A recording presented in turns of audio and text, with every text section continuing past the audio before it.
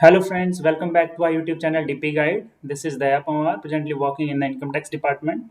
Friends, जैसा कि आप लोग जानते हैं कि हम डीपी गाइड के through career related guidance provide करते हैं related to government jobs.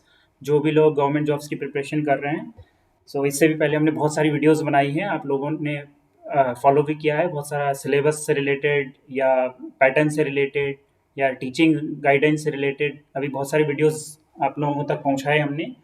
And इसी से रिलेटेड बहुत सारे आप लोग जुड़े हुए हैं भी हमारे इस चैनल से, और कुछ लोग जो नहीं जुड़े थे अब तक, जो भी नए एस्पिरेंट्स हैं, उनसे मेरी रिक्वेस्ट है कि प्लीज़ सब्सक्राइब आवर चैनल, जिन्होंने अभी तक सब्सक्राइब नहीं किया है, सो दैट जितनी भी हमारी वीडियोस हैं वो जल्द से जल्द आप तक पहुंच सके। फ्रेंड्स, आज का जो ये हमारा टॉपिक है ये थोड़ा सा हटके है। आज का जो ये मैंने एक नई सीरीज इसमें स्टार्ट करने की सोची। मैं बहुत दिनों से सोच रहा था कि कौन सा ऐसा सब्जेक्ट चूज़ किया जाए जिसपे मैं आप लोगों को गाइड कर सकूं। अभी तक तो मैं डिपार्टमेंट के बारे में ही ओवरव्यू दिया, सब्जेक्ट से रिलेटेड या जो भी पैटर्न था इसी से रिलेटेड मैं गाइड करता रहा। बट मुझे लगा कि कोई एक सब्जेक्ट भी मैं स्टार्ट कर सकता हूँ। जब भी टाइम मिलेगा मैं आपको गाइड करने की कोशिश करूँगा। तो उसमें मुझे लगा कि कौन सा ऐसा एक सब्जेक्ट है जो मैक्सिमम लोगों तक जिसका बेनिफिट पहुंच सके। तो उसमें मुझे सबसे बेहतर जो सब्जेक्ट लगा वो मुझे लगा कि शायद इंग्लिश ग्रामर, और we can say that spoken English, ये एक ऐसा सब्जेक्ट है जिसका रिलेशन लगभग लगभग सभी से है, और बेनिफिट बहुत सारे लोगों को हो सकता है जो भी हमारे इस चैनल को फॉलो करेंगे। क्योंकि चाहे वो बच्चा हो, यानी कि 6-7 स्टैंडर्ड का स्टूडेंट हो, या 12th लेवल का स्टूडेंट हो, या ग्रेजुएशन पोस्ट ग्रेजुएशन लेवल का स्टूडेंट रहा हो, उससे भी इसका रिलेशन है। या आपकी जो पढ़ाई कंप्लीट हो जाने के बाद जो प्रिपरेशन कर रहे हैं कॉम्पिटेटिव एग्जामिनेशन की, उनके लिए तो ये बहुत ही बेनिफिशियल रहेगा। एंड इट डजेंट मैटर कि आप वर्किंग हो सकता है आप में से कोई लोग वर्किंग कैंडिडेट हो, जो या जो भी है, जो कहीं ना कहीं जॉब कर रहे होंगे, वहाँ पे भी इसका रिलेशन है, वो भी इसको फॉलो कर सकता है। या नॉन वर्किंग, या कोई कोई पेरेंट्स हो, या कोई ऐसा पेरेंट्स है जो कहीं काम नहीं कर रहा है लेकिन फिर भी अपने बच्चों को तो पढ़ाते ही हैं। अपने बच्चों के लिए तो इंग्लिश की बहुत ज़रूरत है, उनको भी ज़रूरत पड़ती है। या बच्चे से रिलेटेड भी आप अगर ना सीखना चाहें तो खुद के लिए, जो सोसाइटी में रहते हैं, समाज में इंग्लिश लैंग्वेज एक ऐसी लैंग्वेज है, जहाँ तक मुझे लगता है आज की डेट में मुझे लगता है इंग्लिश एक ऐसी लैंग्वेज है जिसको हर कोई सीखना चाहता है। चाहे आप ना चाहते हुए भी आपको इससे लगाव होता है, क्योंकि एक सोशल इसका इम्प्रेशन है कि एक अच्छा इम्पैक्ट पड़ता है। आपको भी मालूम है, हमें भी मालूम है। सो दैट्स वाई मैंने ये सब्जेक्ट चूज़ किया। ये जो सब्जेक्ट है ये एक ऐसा सब्जेक्ट है कि आप कोई सा भी कॉम्पिटिटिव एग्जामिनेशन देख लें, कोई सा भी एग्जाम उठा के देख लें, मैक्सिमम एग्जाम में इंग्लिश ग्रामर, बेसिक ग्रामर पूछी जाती है। और आपकी जो लैंग्वेज है कि उस पर आपकी कितनी कमांड है उसको जरूर चेक किया जाता है। चाहे अगर कोई एग्जाम में अगर इसके मार्क्स जुड़ भी नहीं रहे होंगे तब भी वो क्वालिफाइंग तो जरूर होता है, यानी कि आपकी लैंग्वेज पे कमांड तो एटलीस्ट चेक की जाती है। आप इससे नहीं आंकना चाहते इसकी इंपॉर्टेंस, तो आप यहाँ देख लीजिए, जो हमारे देश में जो सबसे बड़ा एग्जाम जिसको हम कहते हैं यूपीएससी जो कंडक्ट कराती है, आईएएस लेवल का, आईआरएस जो भी है, आईएएस लेवल का जो एग्जाम होता है यूपीएससी, आपको मालूम है, सिविल सर्विसेज, उसमें भी अगर आप देखेंगे तो वहाँ भी ये लिखा जाता है कि ये देखा जाता है कि अगर आपको कहीं पे भी क्वेश्चन में समझने में कोई त्रुटि पाई जाए, या कोई भी किसी भी क्वेश्चंस में अगर कोई भी करेक्शन हो, तो आप प्लीज़ इंग्लिश वाले पैटर्न को फॉलो कीजिए।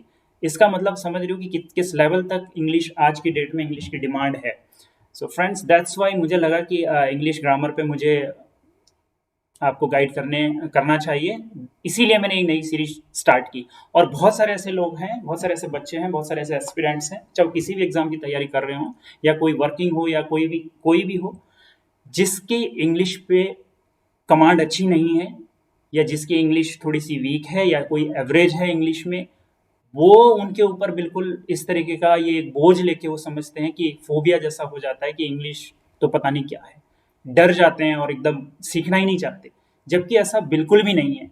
और ये मैटर नहीं करता कि आप लैंग्वेज, यानी कि इंग्लिश मीडियम से हो या हिंदी मीडियम्स में से आपने पढ़ा हो। हाँ, ये जरूर है कि इंग्लिश मीडियम के बच्चों को कुछ कुछ टर्म्स या कुछ लेवल तक की इंग्लिश हर क्लास में वो कुछ ना कुछ सीखता ही, हर सब्जेक्ट, क्योंकि मीडियम ही इंग्लिश है।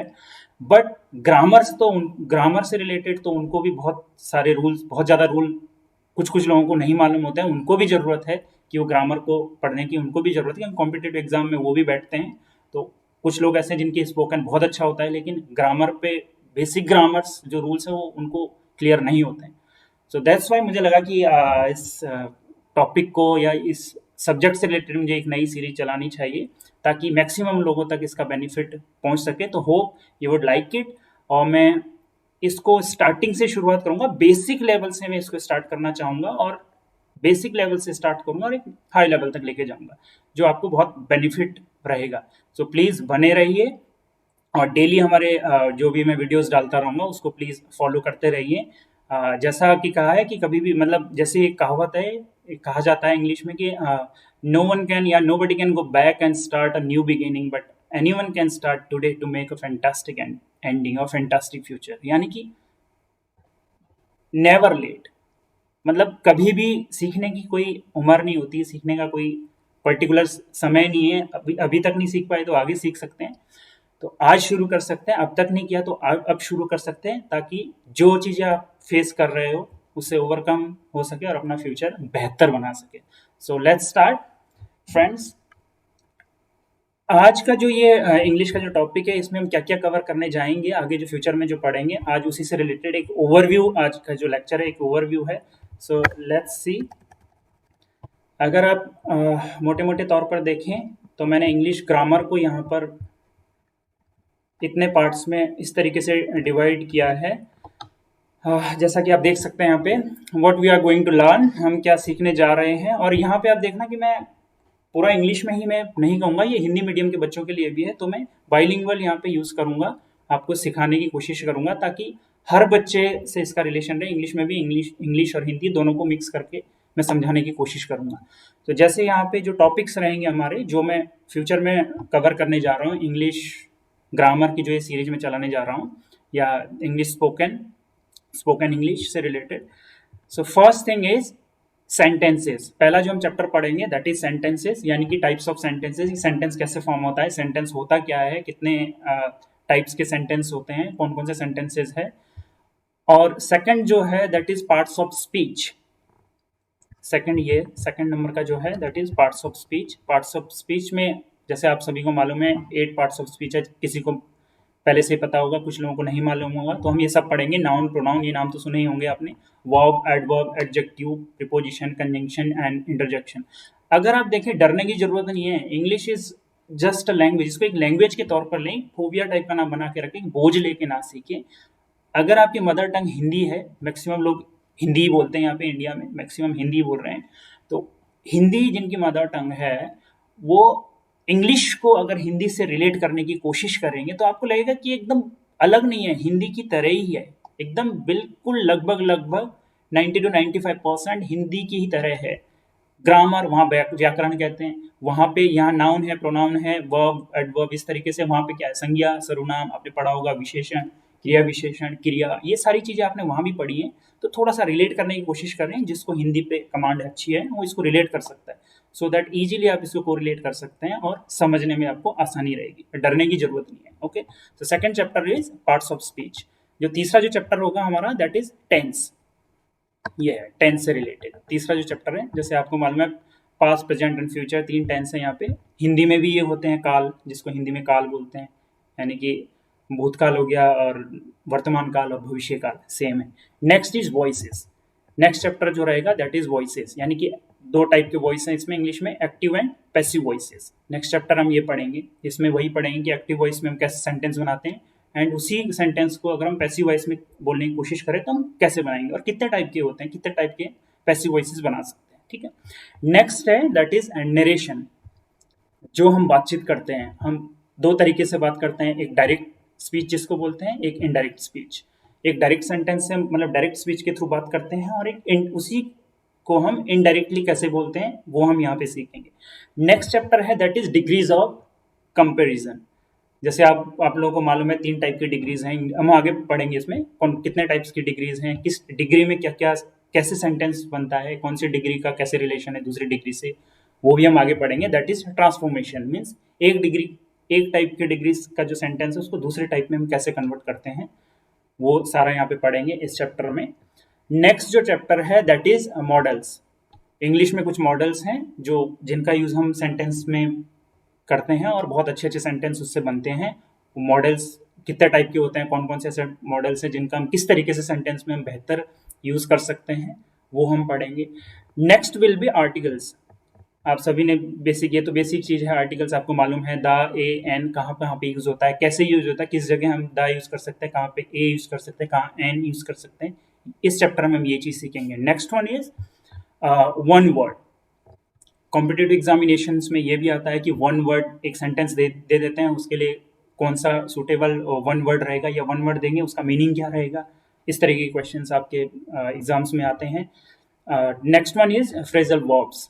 फ्रेजल वर्ब्स इसका बोलचाल में बहुत ज़्यादा यूज है, बहुत ज़्यादा यूज है इसका फ्रेजल वर्ब्स, जिसका अगर आप देखेंगे तो कह कुछ वर्ड कह कुछ रहा होता है, उसका मीनिंग कुछ और निकलता है। सो इस तरीके के कौन कौन से सेंटेंस है उसको भी हम जानेंगे, उसको भी पढ़ेंगे इस चैप्टर में फ्रेजल वर्ब्स में। Next one is important word meaning and translations.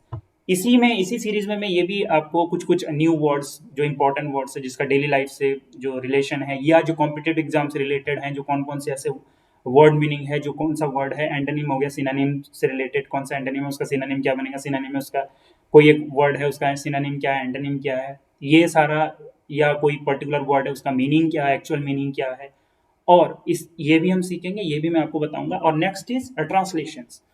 इसी सीरीज में मैं आगे ये भी चलाने की कोशिश करूंगा, स्पोकन इंग्लिश भी मैंने इसमें रखा है कि कौन कौन से ऐसे जो डेली यूज हम सेंटेंसेस है जो हम यूज करते हैं, या आप ऑफिस में जो यूज कर सकते हैं या मार्केट में हो आप उसको वहाँ क्या बोल सकते हैं, कैसे बोलना है। तो जो कॉमनली यूज जो सेंटेंसेस है उसको कैसे बनाने हैं, जो बेस्ट वे से कैसे बना सकते हैं आप, कैसे इजीली आप उसको बोल सकते हैं, वो छोटे छोटे सेंटेंस से और अच्छे लेवल तक के सेंटेंस हम यहाँ पे सीखने की कोशिश करेंगे। सो ट्रांसलेशन से रिलेटेड भी मैं कुछ गाइड करने की कोशिश करूंगा। Next is common errors. Next chapter है कॉमन एरर्स। कॉमन एरर्स आपको मालूम होगा, जो कॉम्पिटेटिव एग्जाम की तैयारी कर रहे हैं वहाँ पे कम से कम 4 या 5 मार्क्स के तो यही आते हैं कि आपको सेंटेंस दिया रहेगा, जम्बल्ड वर्ड, जम्बल्ड सेंटेंस में जो पार्ट्स हैं जम्बल्ड किए रहेंगे, और आपको you have to find out कि विच पोर्शन इसमें कौन से पोर्शन में क्या एरर है या कौन से पोर्शन में एरर है इस कंप्लीट जो सेंटेंस दिया हुआ है। तो ये भी आपको मैं इसमें गाइड करने की कोशिश करूंगा।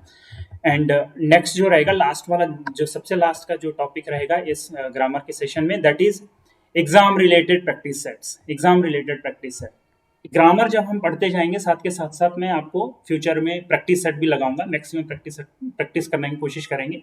जो जो आज तक अब तक किसी ना किसी एग्जाम में इंग्लिश लैंग्वेज से रिलेटेड जो पोर्शन पूछा गया है वो सेट उठाएंगे, उस सेट्स को प्रैक्टिस करने की कोशिश करेंगे, उसको ग्रामर से रिलेट करने की कोशिश करेंगे, और वहाँ पे ग्रामर के थ्रू हम उसको एनालाइज करने की कोशिश करेंगे कि कौन कौन सा पोर्शन ज़्यादा आ रहा है, किस पे हमें ज़्यादा फोकस करना चाहिए, और कैसे हमें एरर्स फाइंड आउट करनी है, कैसे एक स्ट्रेटेजी बना सकते हैं, किस बेस्ट वे में हम इसको प्रैक्टिस सेट सॉल्व कर सकते हैं। तो ये सारी चीज़ें हम यहाँ पे फ्रेंड्स पढ़ेंगे।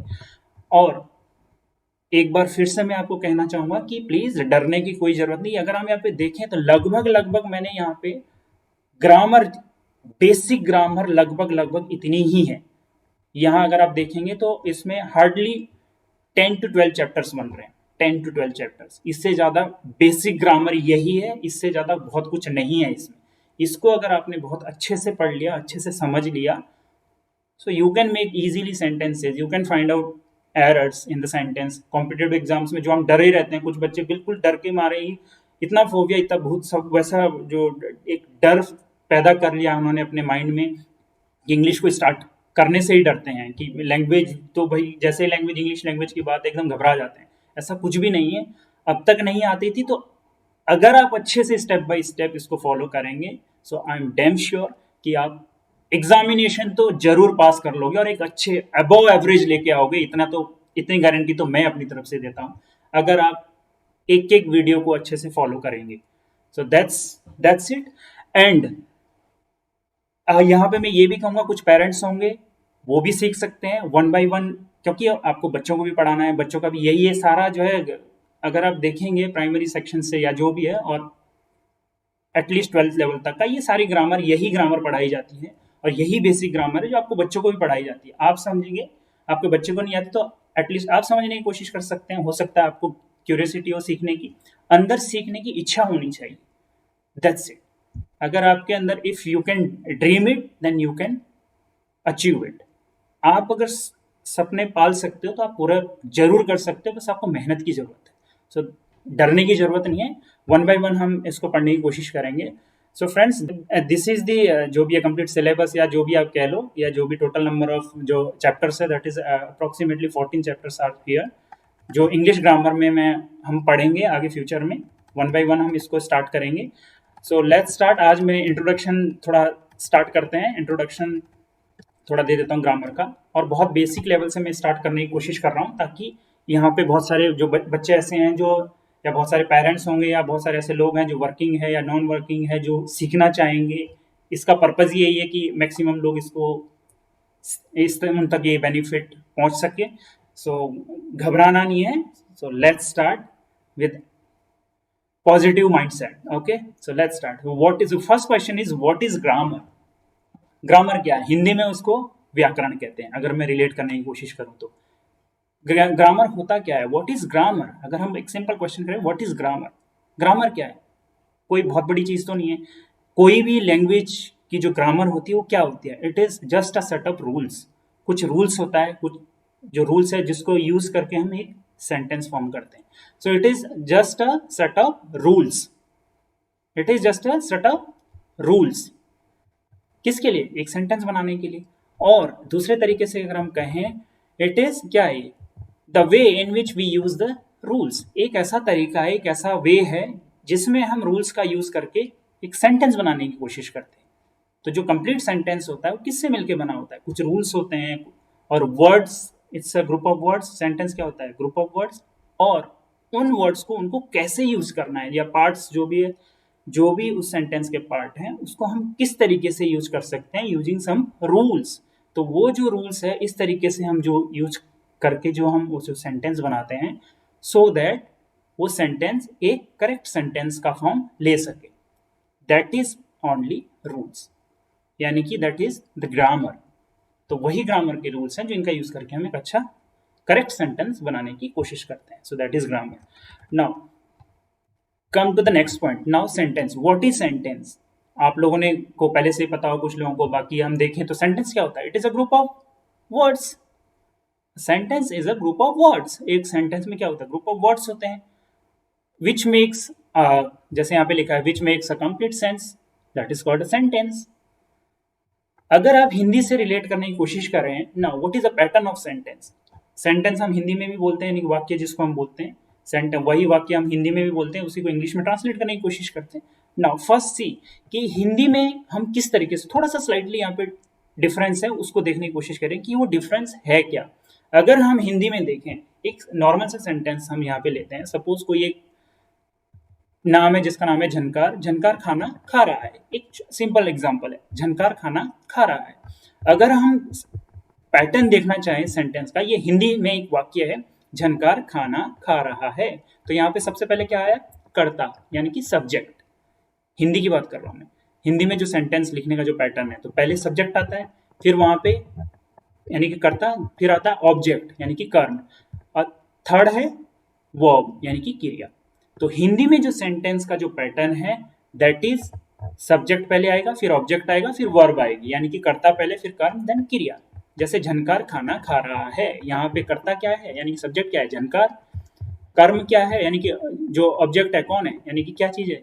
खाना। और क्रिया क्या है? कर क्या रहा है? वो खा रहा है। सो this is the Hindi pattern. इसी को अगर आप इंग्लिश में देखेंगे तो थोड़ा सा इंग्लिश में सेंटेंस लिखने का थोड़ा सा पैटर्न अलग होता है।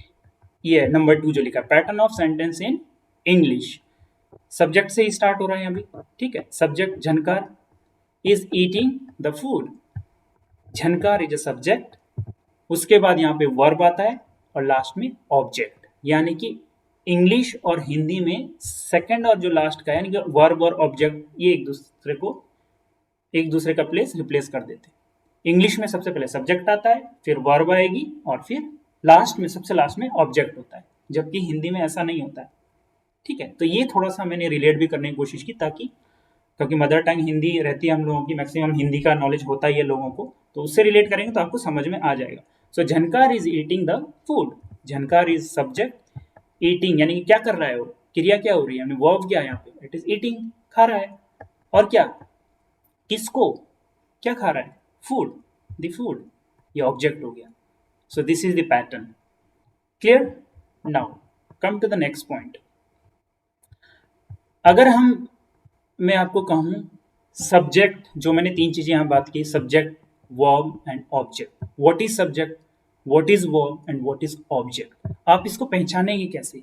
अब मैं एक सेंटेंस में आपको पहचानने के लिए कुछ यहाँ पे रूल बता रहा हूँ, या किस तरीके से आप पहचान सकते हैं, हाउ कैन यू आइडेंटिफाई कि which one is subject, which is verb and which is object.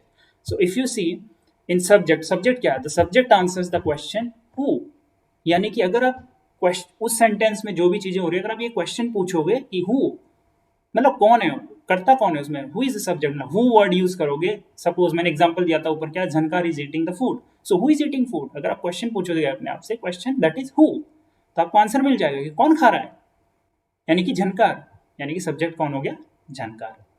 This way you can identify what is subject. Next one is verb, verb को हिंदी में क्या बोलते हैं, क्रिया।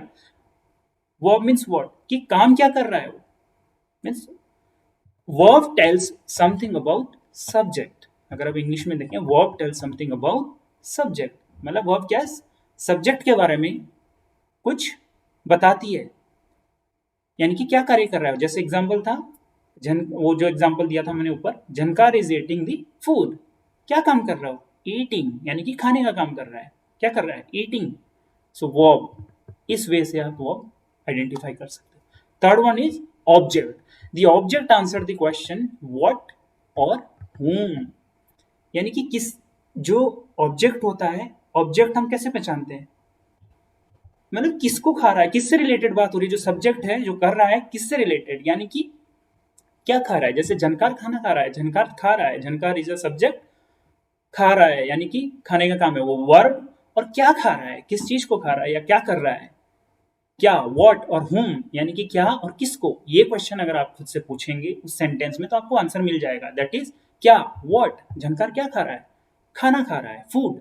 सो object is food. This way we can identify in a sentence what is subject, what is verb and what is object, clear।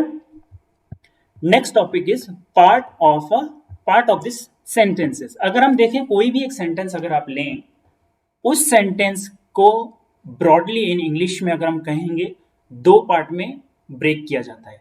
एक complete sentence को हम दो पार्ट में ब्रेक करते हैं। First is subject, second is predicates.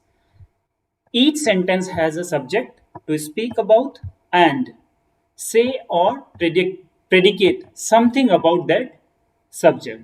So every sentence has two parts. जैसे यहाँ पे लिखा है मैंने। Now first is subject. So subject क्या है? ऊपर ही मैंने कहा a person or thing, a person and thing about which ये क्या है? A person and thing about which something is said is known as subject, यानी कि वाक्य का वह भाग जिसमें किसी व्यक्ति या वस्तु की जानकारी, जो हमें, जहां से हमें वस्तु की जानकारी हो, यानी कि दैट इज कॉल्ड कर्ता, हिंदी में हम कर्ता कहते हैं, एंड दैट इज सब्जेक्ट। मतलब वाक्य का वह भाग जिसमें जो हमें किसी व्यक्ति या वस्तु की जानकारी प्राप्त होती है, सो दैट इज कॉल्ड सब्जेक्ट। यहां पे अगर हम कहें झनकार इज ईटिंग द फूड, तो यहाँ पे इस कंप्लीट सेंटेंस में अगर हम देखें किस व्यक्ति के बारे में बात हो रही है, कहां से पता लगता है हमें, तो व्यक्ति कौन है, Jhankar, that is subject. Now subject के अलावा जो पोर्शन हुआ जिसके बारे में बात कही जा रही है, यानी कि दैट इज कॉल्ड प्रेडिकेट, यानी कि something which is said about this subject is called predicate, यानी कि सब्जेक्ट के बारे में जो कहा जा रहा है उस सब्जेक्ट, उस कंप्लीट सेंटेंस में, तो सब्जेक्ट को छोड़ करके जो सब्जेक्ट के बारे में जो कहा जा रहा है वो complete portion, that is called predicate. So that is the second part. तो एक सेंटेंस के दो पार्ट मैंने बताए, फर्स्ट इज सब्जेक्ट और बाकी का जो पोर्शन होता है that is called predicate, clear. अब इसको हम एग्जांपल के थ्रू जानने की और क्लियर करने की कोशिश करेंगे। वहाँ पे वही वाला एग्जांपल, सेम एग्जांपल है, मैं नया एग्जांपल नहीं दे रहा हूँ ताकि आपको समझ में मैं अच्छे से आ जाए और रिलेट कर पाए। Jhankar is eating the food, ये एग्जांपल है। Jhankar plus is eating the food, ये एग्जांपल था ऊपर। So in this sentence Jhankar is a subject. किसके बारे में बात हो रही है? झनकार के बारे में। झनकार इज अ सब्जेक्ट।